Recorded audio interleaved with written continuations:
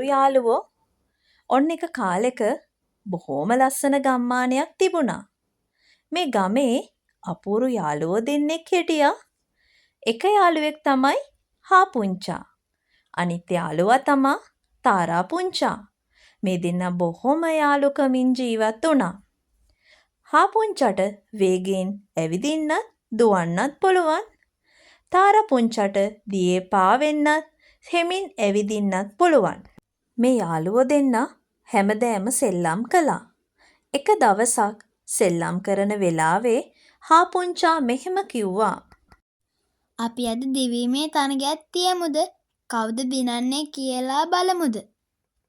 අනේ මට බෑ දුවන්න. අපි දියේ පාවෙමු.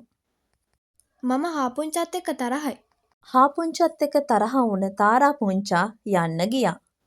මේ කතාව අහගෙන හිටපු වඳුරු අම්මා දෙන්නට කතා කරලා මෙහෙම කිව්වා.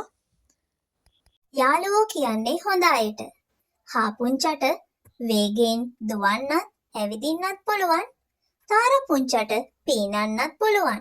අපි හැම වෙලාවෙම අනිත් අයගේ දක්ෂතා අගය කරන්න පුරුදු වෙන්නත් ඕන. ඒ වගේම අනිත් අයට අපහාස කරන්නත් හොඳ නැහැ. බොහෝම ස්තුතියි වඳුරු අම්මේ. වඳුරු අම්මාට ස්තුති කරපු යාළුවෝ දෙන්නා නැවතත් සෙල්ලම් කරන තැනට ගියා. සමා වෙන්න තාරා පැංචෝ. මටත් සමා වෙන්න හාපුංචෝ. වරද තේරුම් ගත්ත යාළුවෝ දෙන්නා වෙනදාටත් වඩා බොහෝම සතුටින් සෙල්ලම් කළා.